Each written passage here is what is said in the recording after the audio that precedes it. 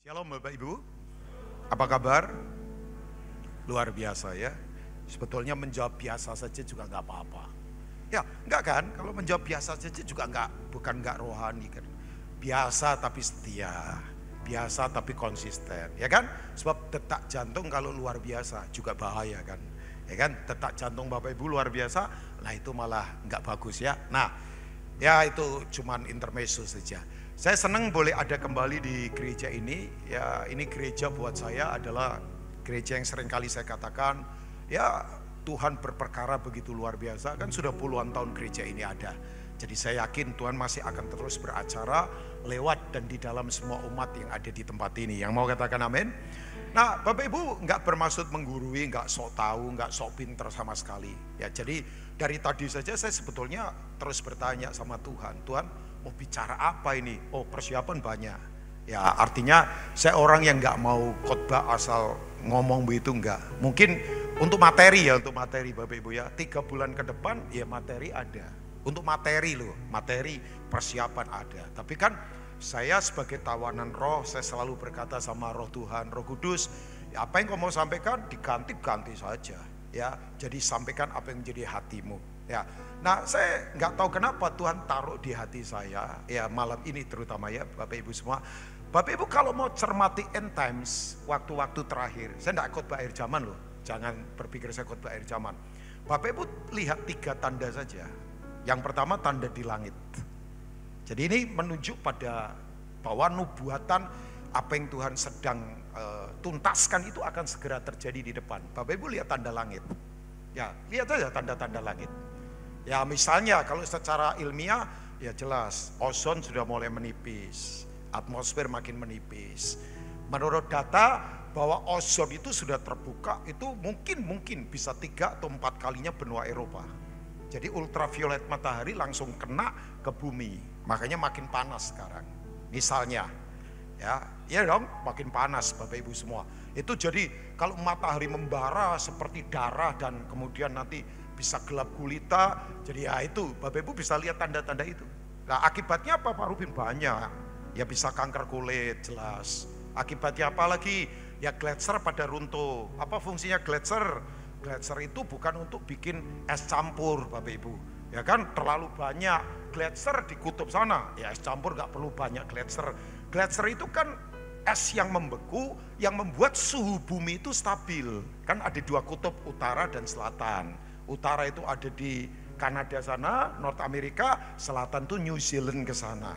Nah itu menjaga suhu bumi untuk tetap stabil. Tapi banyak runtuh, ya akibatnya lagi apa? Ya banyak efek dominonya. Akibatnya apa? Air laut keasinannya mulai berkurang. Karena jutaan ton yang runtuh itu, gletser itu masuk ke laut. Akibatnya apa lagi? Ya jelas ekosistem air laut terganggu. Makanya hiu renangnya nggak karu-karuan. Jangan kaget kalau tiba-tiba di banjir kanal muncul hiu misalnya. Enggak lah, enggak sampai segitunya ya. Yang ada di banjir kanal pasti mangut lah, saya yakin itu ya. Ya saya suka mangut. Ya Semarang itu salah satu favoritnya kan mangut. Ya, jadi saya penggemar mangut. Apalagi di jalan Poncol itu masih ada atau enggak? Sudah tidak usah bahas makanan lagi ya. Itu siang lah, itu pecel mangut itu namanya. Itu zaman saya di Semarang, saya sudah makan begitu. Makanya ya hasilnya karena mangut ini Bapak Ibu ya. Enggak lah, bukan karena begini saya jadi hitam gitu enggak. Mangut enak, udah itu makanan paling enak. Kalau digigit langit terbuka pasti malaikat kelihatan ya kan. Tapi enggak panggil pulang enggak. Karena itu kan mungkin agak sehat ya. Udah yang mau ketawa saja ya. Sebab saya nanti ujungnya bisa membuat Bapak Ibu menangis. Mungkin ya, tapi berharap enggak lah, bukan tangisan cengeng. Nah akibatnya lagi apa? Oh jelas, keasinan air laut berkurang. Akhirnya air itu jadi liquid. Jadi kalau ada earthquake, gempa bumi, tsunami, itu air cepat mengalir ke kota, suat gitu, cepat menenggelamkan banyak perkampungan penduduk karena liquid, cair. Kalau ada kadar garam kan bisa nahan. Ya ini secara ilmiah, perhatikan saja, ya Bapak Ibu googling aja tanda-tanda di langit yang terjadi apa, fenomena-fenomena aneh. Orang berkata kan bisa lewat teknologi Pak, ya bisa saja, tapi banyak keanehan. Ya, oke, yang berikutnya lagi Bapak Ibu perhatikan tanda bumi. Ya, ini tidak berkenan dengan apa yang sekarang terjadi di Timur Tengah. Bapak Ibu lihat saja tanda-tanda di bumi. Hampir semua kawasan tidak ada yang enggak tegang, semuanya panas. Ukraina sama Ukraina belum selesai, tiba-tiba yaitu perayaan Yom Kippur, ya itu Israel diserang oleh kelompok tertentu, terjadi keributan sampai sekarang efek dominonya. Jadi ini akan terus berlanjut, efek-efek yang apa tanda-tanda di bumi, Bapak Ibu bisa lihat. Banyak perubahan luar biasa. Ya, hukum-hukum mulai melawan Tuhan dan yang diurapinya. Ya, Bapak Ibu ya, yaitu confused gender sekarang terjadi di mana-mana. Laki nggak jelas, perempuan nggak jelas, maunya apa? Ya, banyak terjadi kekacauan di bumi ini, Bapak Ibu semua. Nah, tapi yang ketiga tanda di gereja. Ini harus Bapak Ibu cermati. Tanda di gereja apa Pak Rubin? Aneh. Sementara terjadi banyak hal yang kelihatannya mengagetkan, pengajaran sesat misalnya. Ya Bapak Ibu jangan paniklah dengan Kristen progresif. Ini kan kalau di track sebetulnya ini kan sudah ada sejak abad kedua, abad ketiga, namanya Arius. Ya, yang kemudian diteruskan oleh Origenes. Dan terus sampai Jesus Seminar, Yesus hanya ciptaan. Ya, bahwa Yesus itu lebih rendah dari Bapa. Padahal kan mereka sama satu hakikat. Ini terus nanti akan ke sana penyesatan. Belum lama katanya di Korea ada orang ngaku Mesias. Jadi Bapak Ibu lihat tanda-tanda di gereja, tapi di satu sisi gereja terjadi revival begitu luar biasa. Saya baru turun di pedalaman kira-kira 3 minggu yang lalu. Jadi saya rutin setahun bisa 3-4 kali, turun. Sudah sekian tahun ini, dan saya melihat fenomena luar biasa. Bapak Ibu kalau saya sebutkan, Bapak Ibu tidak akan kenal. Ini kelompok nameless, faceless, tapi bukan zombie. Tahu ya, nameless gak punya nama, faceless gak terkenal wajahnya, bukan pendeta-pendeta yang apa begitu. Ya, makanya saya juga kadang-kala ya, tapi Immanuel kan memang dari dulu ada flyer di depan itu ya, gereja ini, foto saya. Itu foto saya nyesel lagi, gayanya kok begini, kayak orang congkak ya kesannya. Padahal saya nggak baik-baik loh saya ini, coba begini, ya. Masa saya congkak sih? Ya mungkin saya congkak juga, saya nggak tahu ya. Nah, tapi saya enggak, kan disuruh lah, saya kok mau waktu itu. Ya nggak apa-apa juga lah, supaya keren katanya. Sekali-kali lah tampil beda Pak Rubin kan kayak CEO begitu. Padahal ya pendeta desa katrok begini kan, Tapi Bapak Ibu tahu ya, saya ketemu satu jaringan, itu pelayanan bisa membaptis ribuan orang. Tapi kalau saya sebutkan Bapak Ibu nggak akan tahu namanya. Saya ada di satu lokasi kemarin ini, di sebuah tempat di Sulawesi agak dalam. Ya, saya itu kan jarang mau KKR, apalagi di kota. Kalau di undangan KKR itu saya paling nggak terlalu suka. Kalau buat saya ya, jangan digeneralisasikan semua. KKR itu kalau nggak hati-hati bisa memperbesar hanya nama pendeta kalau di kota. Kalau nggak hati-hati. Ini buat saya loh, ya jangan, Pak Rubin, buat yang lain belum tentu juga, buat saya hati-hati. Tapi kalau di pedalaman oke lah, saya kaget Bapak Ibu. Ini tempat yang nggak mungkin ada revival. Ya, tapi kira-kira, saya nggak ngukur orang sukses dari jumlah loh, maafkan saya ya. Mungkin otak sistem saya nggak begitu. Ya kalau jumlah dianggap sukses ya maafkan saya, belum tentu jadi para murid. Karena sekian ratus ini gereja lebih banyak cari anggota daripada memuridkan. Saya ulangi, sekarang ini banyak gereja sibuk cari anggota, tapi belum tentu dalamnya murid. Makanya kalau ada apa-apa pasti lari. Loh, Tuhan itu cari murid, bukan cari massa, bukan cari anggota. Tuhan cari murid. Murid bahasa aslinya kan matetes, katakan matetes. Matetes itu pola hidupnya seperti gurunya. Makanya kata guru itu penting. Gu itu penghancur, ru itu kegelapan. Jadi guru itu penghancur kegelapan. Makanya Yesus lebih banyak disebut guru daripada rabi walaupun dia Tuhan. Saudara semua harus jadi guru. Iya, guru itu tidak berpikir uang, guru itu tidak berpikir jabatan, guru itu selalu berpikir kesejahteraan komunitas. Makanya Indonesia kuat itu karena banyak guru bangsa. Contoh misalnya Om Yohanes Laimena, orang Ambon pasti tahu. Ada Nyong Ambon, Usi Ambon, Tante Ambon, ada? Oh kurang Bhinneka Tunggal Ika ini kayaknya ya. Oke, enggak apa-apa juga, enggak harus ada orang Ambon, ada? Enggak ada ya? Penyanyi-penyanyi tadi enggak ada yang Ambon. Weh, kalau perlu ada Gajah Mada, penyanyi Ambon. Sebab orang Ambon itu suaranya di bawahnya malaikat persis, malaikat Ambon. Oh iya, orang Ambon itu kalau nyanyi kan, nguap saja nggak fales. Sementara ada orang tepuk tangan saja fales. Tapi kalau ngitung duit jago. Nah itu panggilannya lain memang ya. Dia berarti pedagang itu. Ya, tapi Bapak Ibu yang saya beritahu, siapa Yoeles Lemena? Om Yo itu luar biasa. 7 kali jadi menteri. Pernah jadi Perdana Menteri waktu Pak Karno ditawan. Ya, nah dia adalah orang yang sangat dipercaya Pak Karno. Pak Karno suka bercanda sama dia. Pak Karno biar yang berkata, dia bilang begini, Om Yo ini adalah private pastor saya, pendeta pribadi saya. Kan Pak Karno pandangannya Pancasila sekali. Ini orang luar biasa. Nah, coba, nggak pernah korupsi, hidupnya sederhana. Makanya nama keluarganya sampai hari ini termasyur. Ini guru bangsa, banyaklah Indonesia guru-guru bangsa. Nah ya saya berharap Bapak Ibu semua yuk jadi guru. Yang jadi teladan. Nah Yesus tuh carinya murid. Ini proses pemuridan. Makanya maaf saya ngomong begini karena ini waktu mengingat waktu. Tuhan itu tidak cari anggota, Tuhan cari murid. Ini bukan member to member Bapak Ibu. Itu kan kayak MLM nanti. Bukan. Ya ini murid, pemuritan. Tujuan tertinggi itu kan jadikan semua bangsa apa? Muridku sebelum dia naik ke surga. Bukan jadikan semua bangsa beragama Kristen, enggak. Pemuritan. Ya, enggak, saya akan bahas ke situ lah. Semua sudah tahu lah soal prinsip ini, kan ini gereja udah lama. Nah begini Bapak Ibu, yang terjadi sekarang ini, di samping terjadi tekanan begitu luar biasa gereja, revival terjadi. Saya tidak bisa sebutkan di sini. Negara-negara yang kelihatannya sepertinya biasa, sedang mengalami lawatan. Nah ya kita kalau ketinggalan, aduh, nyesel nanti. Ya, oke, saya tidak akan bahas itu. Nah, ternyata Bapak Ibu semua, kita menghadapi 3 tanda ini, kita mesti tetap konsisten di perlombaan iman. Bapak Ibu jangan kendor. Ya, makanya saya kalau khotbah selalu saya doa sama Tuhan. Tuhan, saya tidak mau khotbah saya mempersiapkan orang untuk liburan. Enggak. Kita ini dipersiapkan untuk memerintah, tapi memang harus bayar harga karena kita ini di race, kita di perlombaan. Katakan di perlombaan. Iya, bayangkan dalam bulan ini saya terpukul secara manusia, sedih. Anak rohani yang saya bina dari SMP usia 40 tahun meninggal. Namanya Grace Elizabeth, guru vokal, anak baik. Tiba-tiba kemarin mentor saya adiknya meninggal, lagi tidur tiba-tiba dibangunin, gak bangun. Ya enak sih meninggalnya. Saya juga mau itu meninggal model begitu.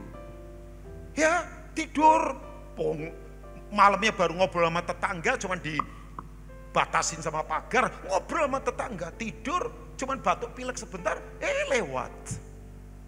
Ya, terus kemudian saya dengar macam-macam, sampai ada orang berkata, ini terjadi apa sekarang ini? Orang banyak kena jantung, orang banyak kena kanker, oh darah pada mengental. Ya terserahlah, isu apa saja, itu akan bikin kita banyak nanti informasi di depan. Ya. Tapi saya ingatkan buat Bapak Ibu semua, kita di perlombaan ini Bapak Ibu. Nah coba Hebrew 12, Ibrani 12, coba kita lihat ayat pertama. Sampai ayat yang kedua dari Alkitab kita. Saya sampaikan ini buat Bapak Ibu semua, supaya kita membangun beberapa hal. Karena mengingat waktu ya Bapak Ibu, mengingat waktu. Ya. Nah, oh di bawah nggak ada monitor ya. Jadi saya pakai Alkitab saya. Kalau lihat di sana terlalu kecil usia ini Dep, ya, udah nggak bisa dilawan memang ya usia ya. Oke. Ibrani pasal 12 saya lihat di Alkitab saya pikir tadi makanya saya monitor kok nggak ada, ternyata monitor speaker semua ya. Tiba-tiba ada hurufnya kan aneh juga ya. Oke.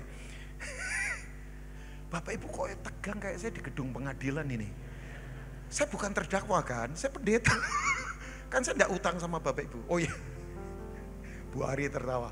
Ini senior saya loh, Bapak Ibu ketemu sudah lama. Tadi ketemu di Putri Sion, Pak nanti saya datang. Datang beneran, saya pikir sibuk. Lagi ketemu wapres atau presiden, saya kan enggak tahu ya. Tapi datang juga, makanya saya kaget tadi. Oke, enggak lah. Terus ada family saya juga, sepupunya mama saya ada juga, Uhok namanya ya. Dia tahu saya kecil, makanya mungkin dia kaget. Orang nakal begini kok jadi begini. Tapi nakal saya nakal kudus, percayalah ya. Enggak lah, maksudnya laki-laki kan biasa nabrak pagar roboh kan biasa lah.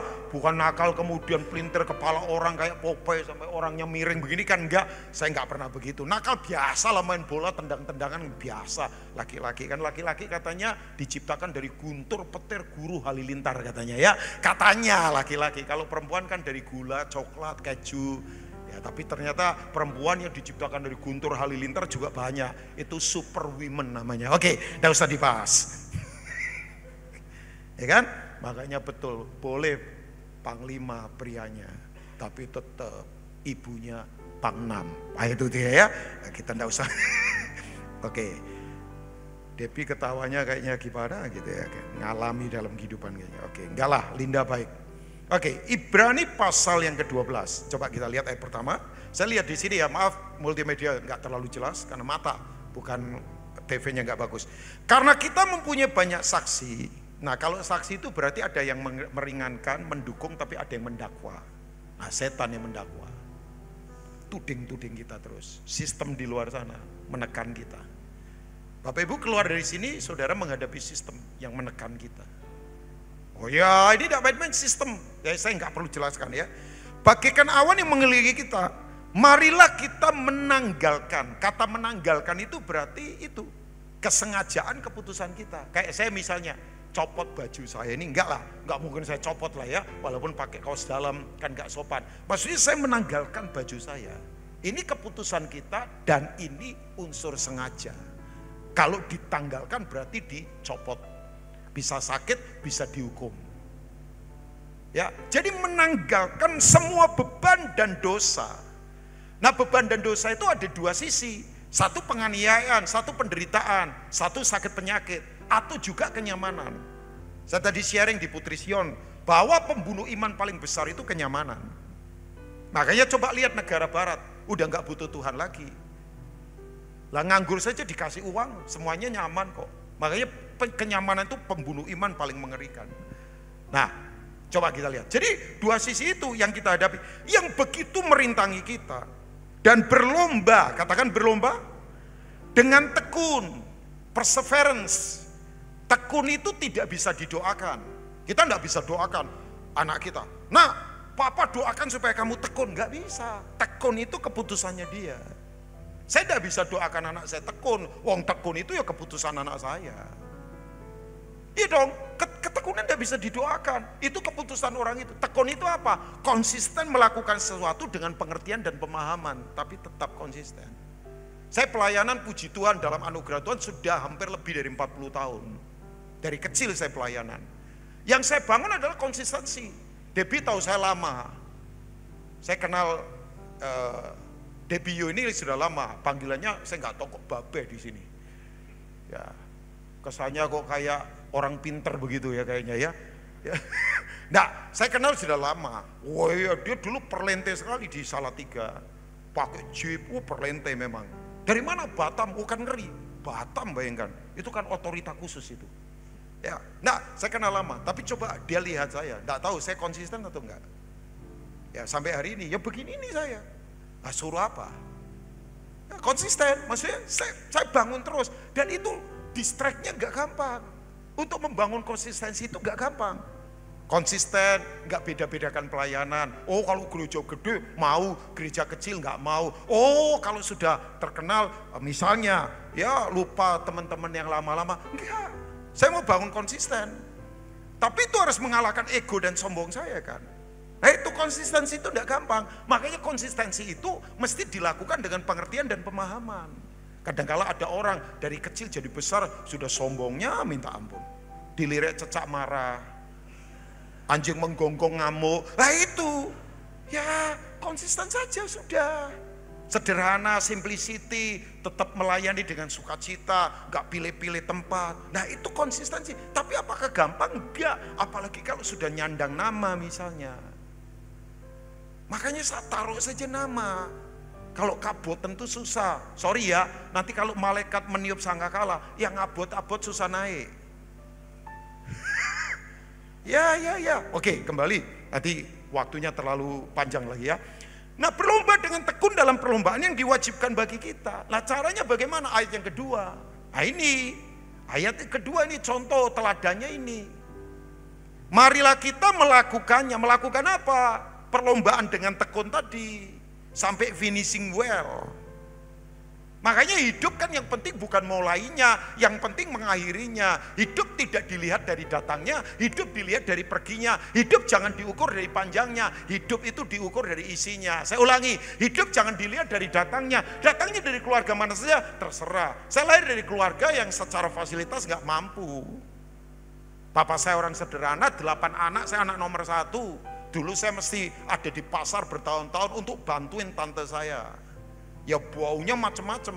Pulang sekolah copot, ganti kaos, ngangkut kemiri, ngangkut minyak sayur, ngangkut gula, ngangkut gandum. Kalau digoreng jadi bakwan saya.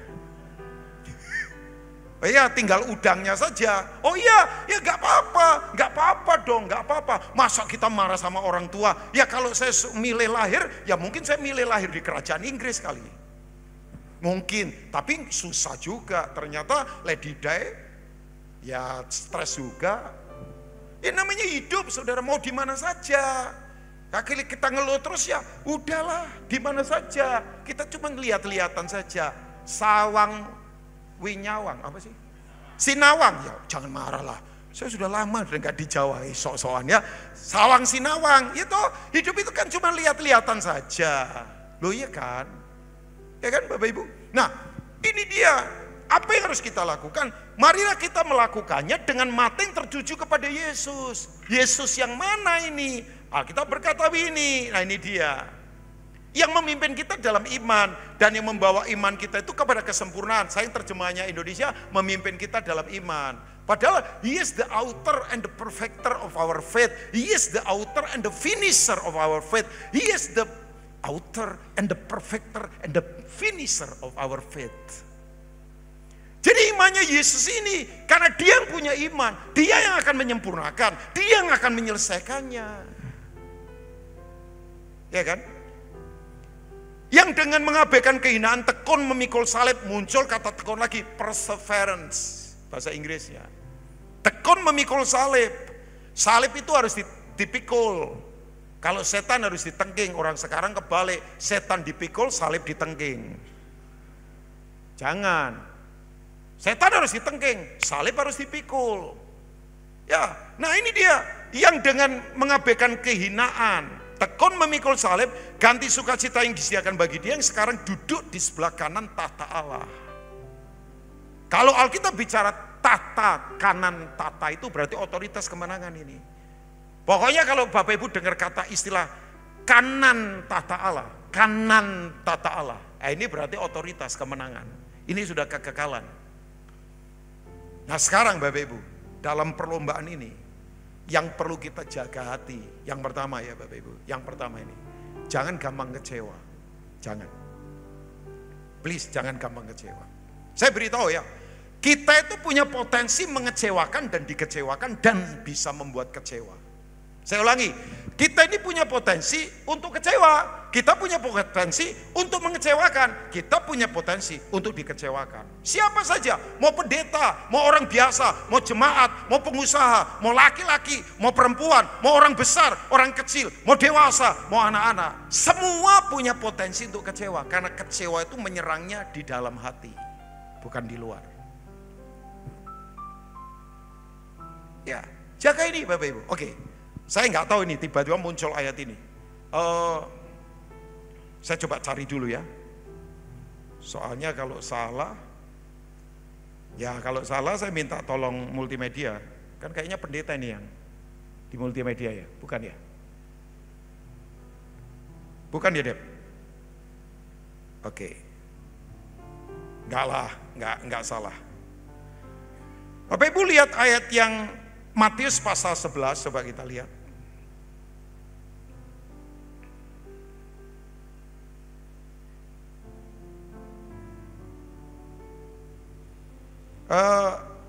Backgroundnya begini nih backgroundnya. Yohanes ini kan sebetulnya rohnya itu seperti Elia.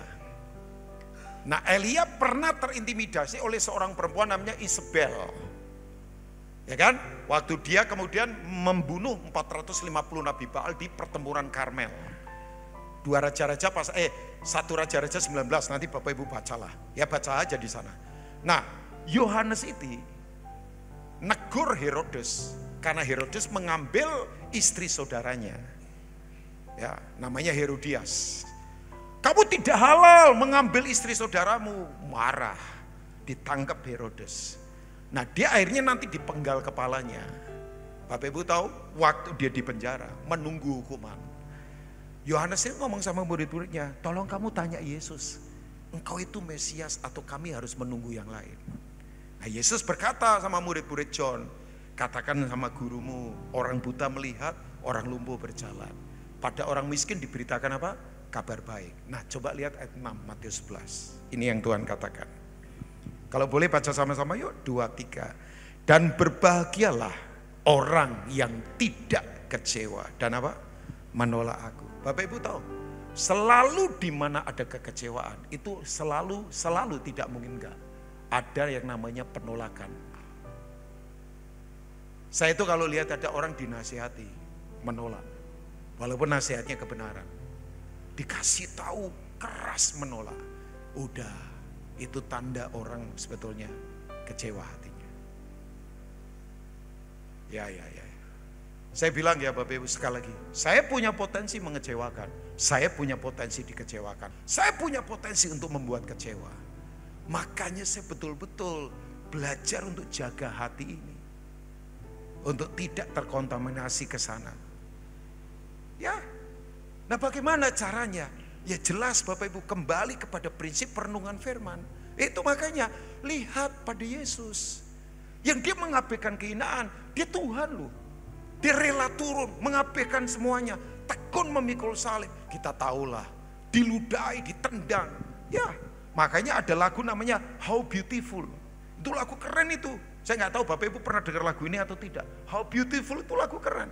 Sebelum Yesus turun jadi manusia, kita tidak tahu bagaimana mengampuni. Sebelum Yesus turun, kita tidak tahu bagaimana mengutamakan orang lain lebih dari diri sendiri. Kita nggak tahu seperti apa cara Tuhan. Tapi begitu dia turun, jadi manusia, kakinya menginjak bumi, hidup jadi manusia. Kita tahu seperti apa cara hidup Tuhan, ya kan? Dia selalu punya respon benar. Dia selalu punya respon yang tidak pernah salah. Dia selalu punya respon yang selalu memuliakan Bapaknya. Oke, saya kasih contoh. Bapak Ibu pernah dengar gak? Ada pergerakan namanya Youth for Christ Rally. Itu muncul kira-kira tahun 40-an sampai 50-an sekian. Dan kemudian memunculkan satu hamba Tuhan hebat yang diurapi Tuhan. Pasti kalau saya ngomong orang ini pasti Bapak Ibu tahu. Namanya Billy Graham. Yang tahu Billy Graham angkat tangan.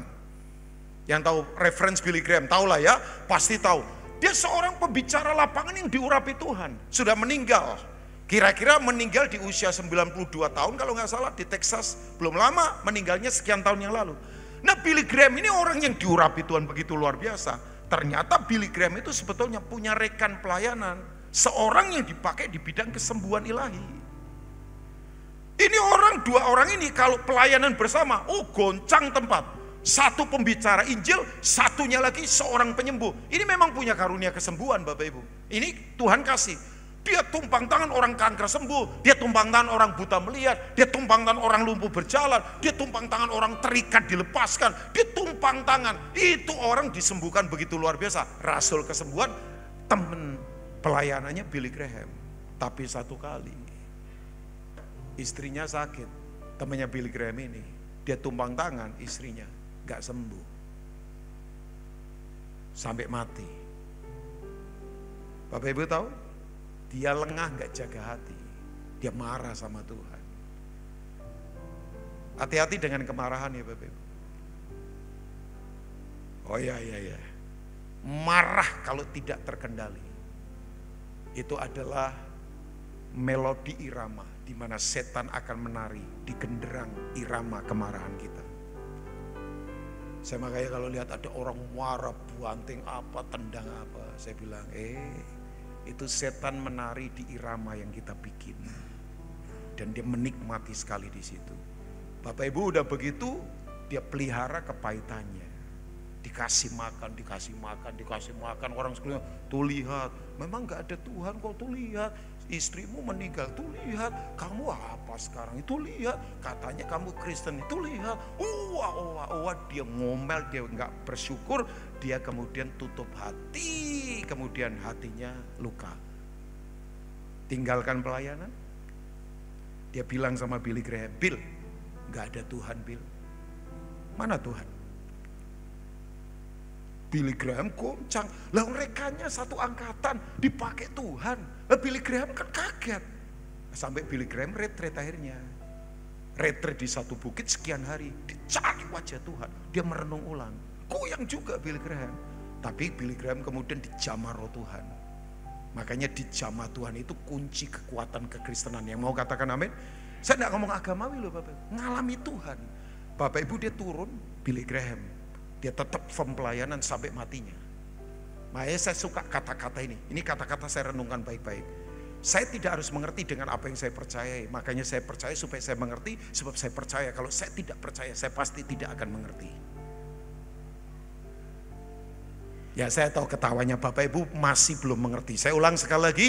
Jangan ngantuk, makanya perhatikan baik-baik ya. Nah ini kata-kata biasa, tapi bisa saja orang debat saya secara teologi ya. Tapi pada titik ini kan nggak bisa didebat, wong saya lagi ngomong konteks tentang percaya kok. Kan kita harus mengerti Pak, masa percaya nggak pakai logika? Oh iya, orang makin rohani itu logikanya kuat karena kuasa Tuhan itu mengatasi logika, bukan di luar logika. Jadi Kristen itu logik. Misalnya orang makin rohani kok nyolong uangnya temennya, ya itu nggak punya logika. Orang rohani kok tempelengin istrinya, ya itu nggak logika. Orang makin rohani itu logikanya makin kuat. Saya nggak mungkin dong kianati misalnya Debiu. Saya nggak mungkin kianati Pastor Nathan misalnya, sahabat saya. Saya misalnya nggak mungkin lah sampai kurang ajar sama Bu Ari misalnya. Ya nggak mungkin. Orang makin rohani itu makin logikanya kuat. Tapi kuasa Tuhan kan mengatasi logika. Amin. Loh, kadang Tuhan bisa bekerja aneh-aneh. Ya, saya ulangi ya kata-kata tadi. Saya tidak harus mengerti dengan apa yang saya percaya, makanya saya percaya supaya saya mengerti. Sebab saya percaya, kalau saya tidak percaya, saya pasti tidak akan mengerti. Saya tidak mau ulang lagi, nanti panas dalam saya ya. Sebab waktunya ya, nanti renungkan saja lah. Udah pokoknya intinya percaya supaya mengerti. Aminnya kurang mantap ya. Oke, saya tidak mau ulang. Apa Rubin? Itu rumit? Enggak. Ya itu enggak rumit sebetulnya. Pokoknya kamu percaya supaya kamu mengerti dalam proses perjalanan. Bapak Ibu tahu? Orang ini sampai matinya enggak mau lagi pelayanan. Ditanya wartawan setelah dia menulis buku yang menggegerkan dunia kekristenan. Buku ini sasaran empuk untuk liberalisme kekristenan. Ya sebenarnya kayak Kristen progresif segala ini. Judulnya Farewell to God, Selamat Tinggal Tuhan. Tahun 1999 buku itu dirilis. Wah orang seneng, yang berkata Yesus itu ciptaan, yang berkata Bapa lebih tinggi daripada Yesus, yang berkata tentang kekristenan udahlah Alkitab itu tulisan manusia. Oh seneng dapat buku ini. Bapak Ibu tahu penulisnya siapa? Hamba Tuhan ini Charles Templeton. Waktu dia tua ditanya wartawan, menurut kamu Yesus itu siapa? Ya, dia hanya salah satu tokoh moral yang baik. Tapi pandangannya kosong. Sementara Billy Graham, pelayanan berdampak. Beda sukacitanya. Well, ya oke, saya kasih contoh ya Bapak Ibu. Tolong di pertandingan ini jaga hati ya. Khotbah saya simpel kok. Mau punya hati yang bersih? Oh kok kurang yakin. Mau punya hati yang bersih? Apa itu hati bersih? Tahor, dari kata tahor muncul kata tahir. Seperti nazar, nazir. Nazar kalau dipenuhi layak jadi nazir. Oh, kalau ngomong tok nggak praktek ya nggak layak jadi nazir. Nazar dipenuhi jadi nazir. Tahor jadi tahir. Hati bersih itu pasti sembuh. Apa itu hati yang bersih? Sebuah keadaan hati di mana tidak diketemukan produk setan di dalamnya. Definisi saya kurang praktis apa lagi? Tidak ada produk setan di dalamnya. I can go on and on, saya bisa kemana-mana, banyak ayatnya Bapak Ibu. Tapi saya kasih contoh ya, saya kasih contoh. Oke, tadi WL bagus banget. ini bergerak ini karena waktu saya sudah selesai atau gimana, Den? Enggak apa-apa. Enggak, ini kan ada tanda ilahi, kan ini ibadah ilahi, jadi pasti ada tanda ilahi kan. Setiap pergerakan tuh saya selalu cermati loh Bapak Ibu. Kayak Bapak Ibu gelisah itu saya cermati. Apakah ini memang akhir zaman makanya orang gelisah semua kan? Loh iya kan, di akhir zaman kan banyak orang gelisah. Nah saya cermati saja, masih ada enggak waktu? Dep, jangan ada dusta di antara kita, jujur lah. Saya enggak, kalau stop enak, saya habis ini makan pecel, kan enak, saya lapar. Saya ini kalau lapar makin bodoh, percayalah. Jadi ini mulai ketahuan bodohnya kan. Oke. Oke, saya selesai sebentar. Oke, masih bisa Dep ya? Berapa menit kah? 10 menit, haleluya, amin. Ya, oke, 1 jam kan 1000 hari, berarti kalau 10 menit masih panjang berarti. Oke, enggak lah, ukurannya bukan itu. Nah, tadi saya ngomong apa lupa. WL mana tadi WL? Suaranya keren, WL, gak ada ya? Dia dari Elevation Worship atau dari, oke, nah, duduk saja. Kamu suaranya keren, dia jadi. Nah, tapi tolong dijaga supaya dia tidak jatuh dalam kehidupan. Enggak lah, maksudnya goyang begitu kan, jangan karena capek kayaknya goyang. Oke, nah ya nanti dia jatuh karena goyang kan, kalau capek. Kamu gak capek ya? Oke. Nah, oke. Tadi WL nyanyi meneguhkan saya bro. Namamu siapa bro? Agus. Wih luar biasa. Kok kurang rohani? Matius atau siapa? Enggak lah. Mungkin Agus, Matius, Markus, Lukas, Yahya kan nggak tahu juga ya. Oke, itu berarti 5 nama digabung jadi satu. Agus, Matius, Markus, Lukas, Yahya. Kok malam ini saya agak lucu, kenapa ya? Lihat saudara saya jadi pengen melucu. Nah, ya udah.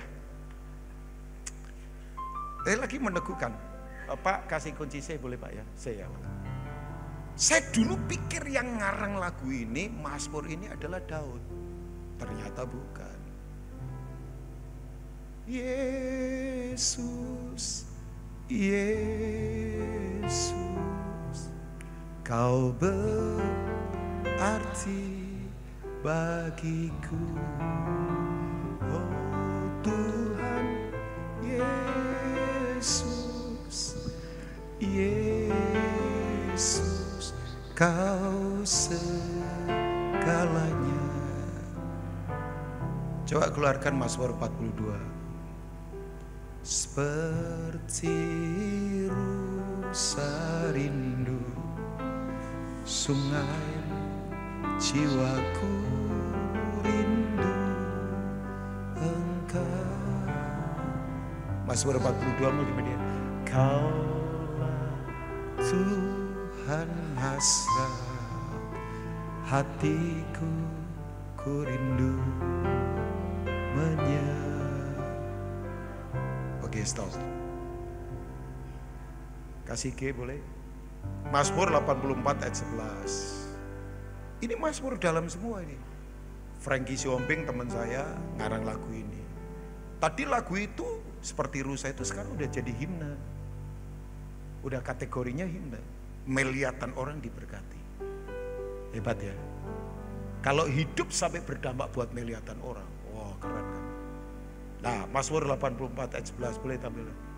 Lebih baik satu hari di pelataranmu sama-sama daripada 1000 di tempat.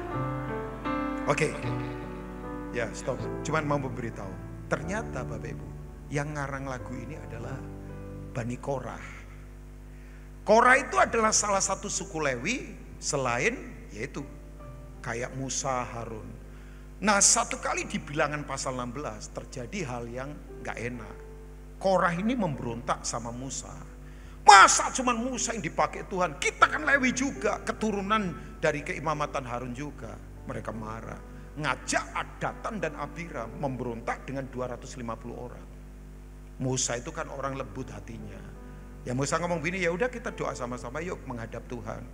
Begitu menghadap Tuhan, Tuhan ngomong pisahkan kalian dari kemahnya orang Korah, Bani Korah, Datan dan Abiram. Bapak Ibu tahu nggak, ngeri banget.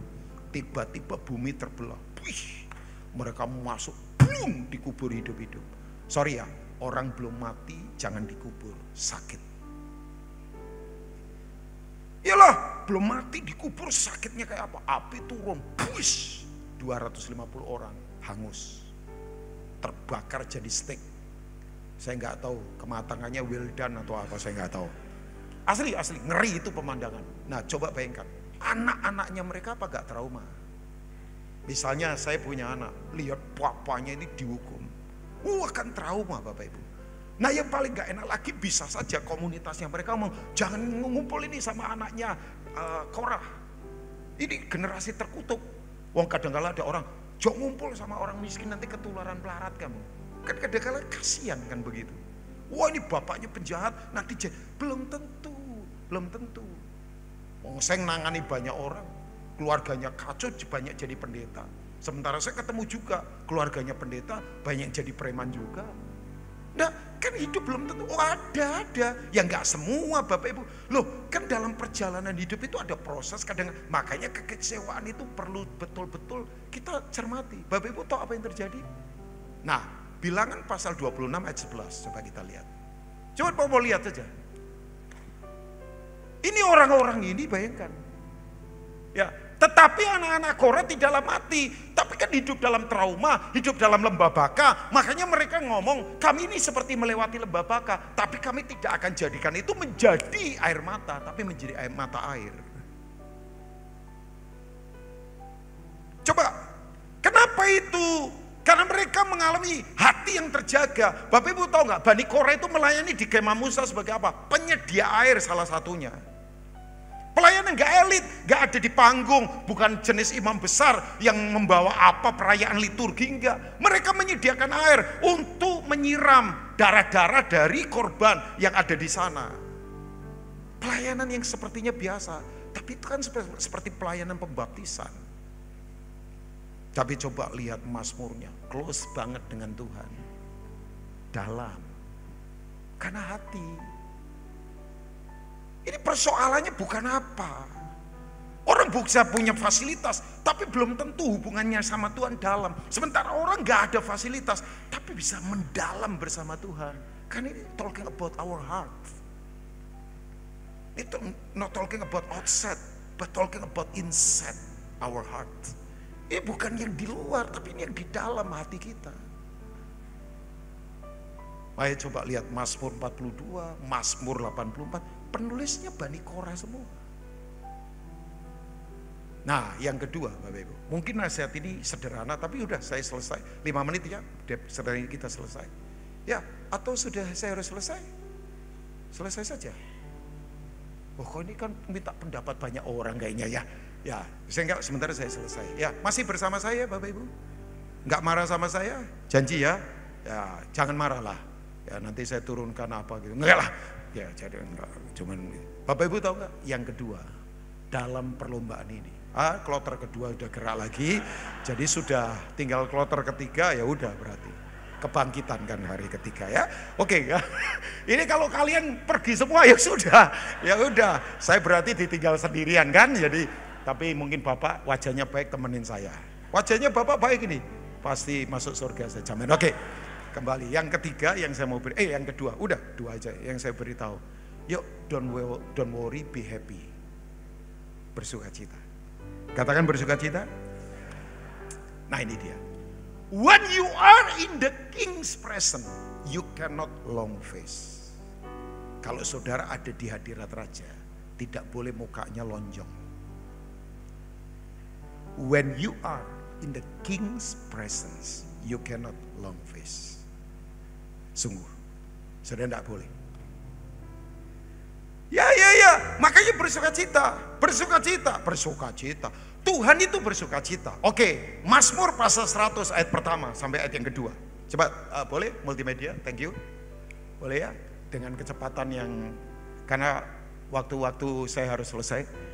Mazmur untuk korban syukur, bersorak-soralah bagi Tuhan yang seluruh bumi. Yang saya tahu bersorak-sorak bukan berbisik. Itu rahasia berarti. Oke, yang kedua ayat, beribadahlah kepada Tuhan dengan apa? Sukacita. Datanglah ke hadapannya dengan sorak-sorai. Coba Bapak Ibu punya anak Bapak Ibu melongonan, ngileran, mata terbuka, pandangan kosong, pasti cacingan. Atau jangan-jangan kita curiga narkoba ini. Ya kan? Lah kita ini kalau datang ke Tuhan tidak boleh begitu. Coba, saya itu kalau lihat anak saya bergembira, bersuka. Anak saya sama istri saya paling-paling. Bercandanya minta ampun. Itu mereka kalau bercanda, itu mama sama anak bisa tampar-tamparan loh. Ya, guling pukul-pukulan, bukan marahan. Itu membuat saya sukacitanya luar biasa. Begitu saya pulang capek dalam pelayanan, ketawanya minta ampun. Sukacita. Nah, kita itu kan paling senang kalau lihat cucu kita, anak kita ceria.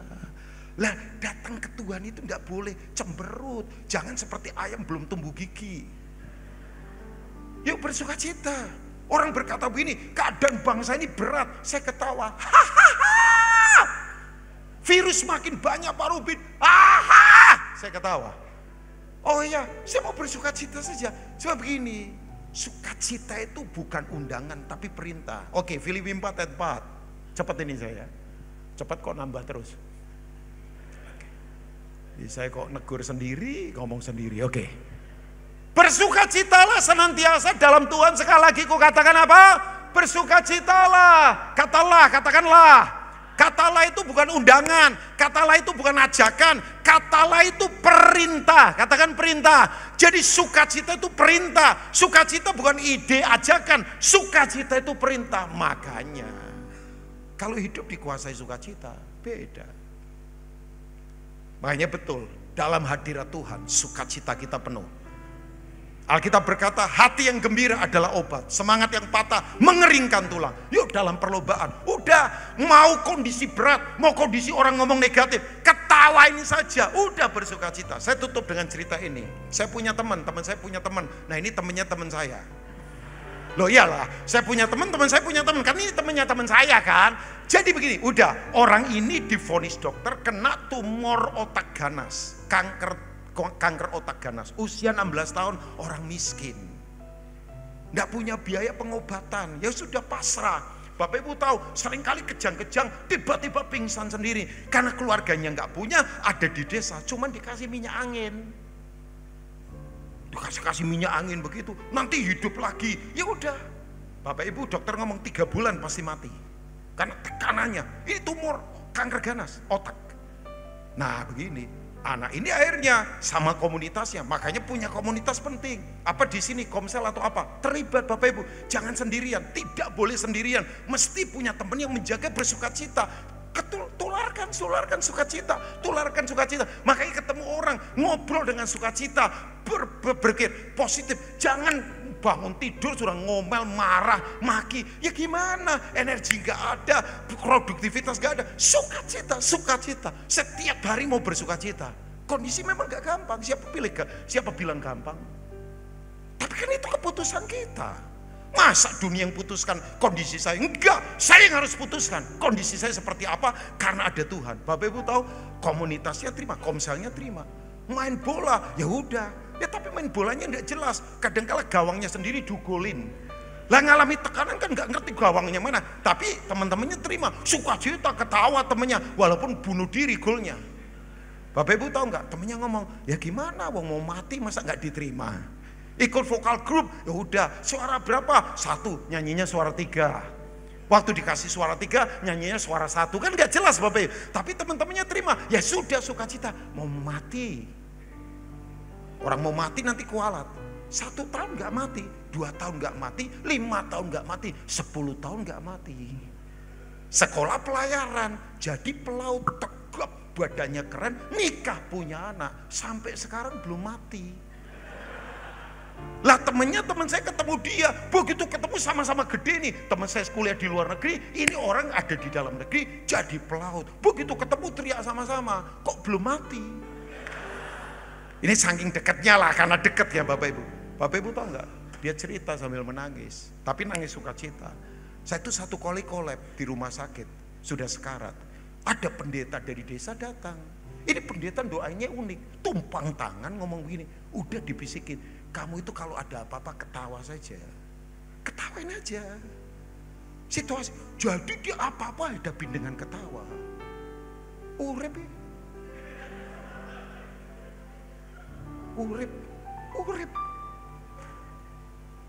Ya, Pokoknya dicuek saja, budek terhadap yang negatif. Ya, makanya saya beritahu, orang budek itu biasanya panjang umur. Karena malaikat panggil-panggil dia tidak dengar kan. Itu kalau orang Manado ngomong pongo. Tahu yang Manado ya? Pongo, pongo itu budek.